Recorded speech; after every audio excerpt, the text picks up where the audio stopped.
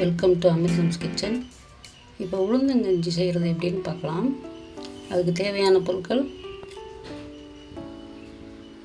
கருப்பு உளுந்து 1 கப்பு, பச்சரிசி 1/4 கப்பு, ஒரு அரை கப்பு வெல்லம், தேங்காய் துருவல், சுக்கு ஏலக்காய் பொடி கொஞ்சம். இப்போ இதை எப்படி செய்கிறதுன்னு பார்க்கலாம்.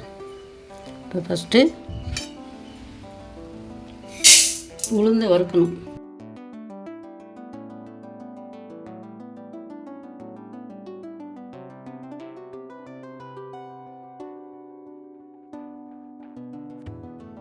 இதோடு சேர்த்து அரிசியும் வைக்கணும்.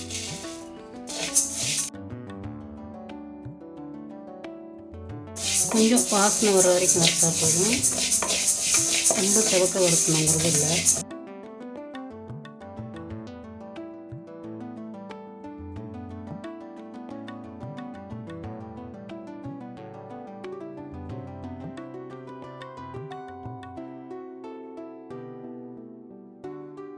இப்போது வறுத்தாச்சு, உளுந்து கலர் சேஞ்ச் ஆகிருக்கு, அரிசி பொரிஞ்சு வருது. இதுதான் சரியான பதம். இதை இப்போ ஒரு மிக்ஸி ஜாரில் போட்டு அரைச்சிடலாம். ரொம்ப மாவு அரைக்கக்கூடாது, கொஞ்சம் பொறன்னு அரைக்கணும். அப்போ தான் கொஞ்சம் கஞ்சி மாதிரி இருக்கும், இல்லைன்னா கூழ் மாதிரி ஆகிடும். இப்போது பொடி பண்ணி எடுத்தாச்சு. அடுத்து தண்ணி சேர்த்து கொதிக்க வைக்கலாம். ஒரு கப்பு மாவுக்கு 5 கப்பு தண்ணி விடணும். 1 2 3 4 5.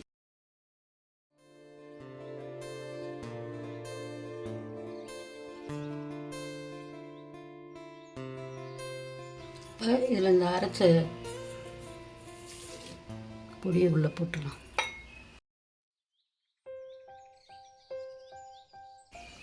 போட்டு நல்லா கலந்து விடணும்.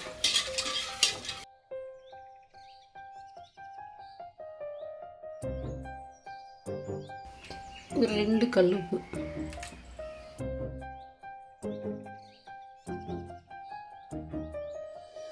இப்போ மூடி போட்டு மூடிடணும்.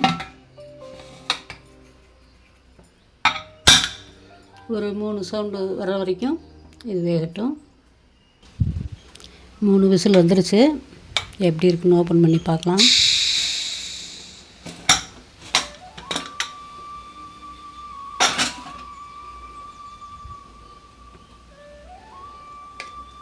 வெந்து வந்திருக்கு.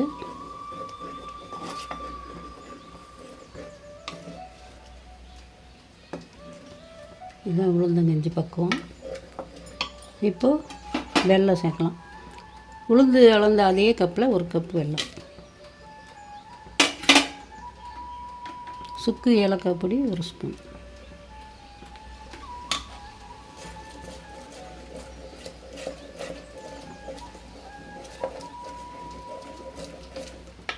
ஒரு கொதி வரட்டும்.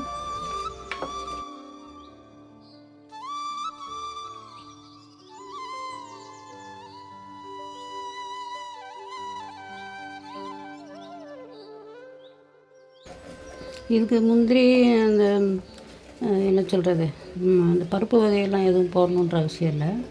இது கஞ்சியாக தான் இருக்கணும், பாயசம் மட்டும் வந்துடக்கூடாது.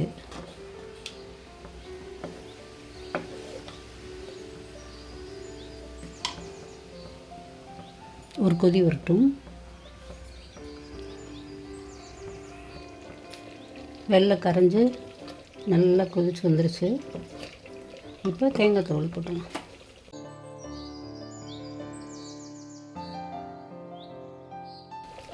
சும்மா ஒரு கைப்பிடி போட்டாலே, ரொம்ப வேண்டாம்.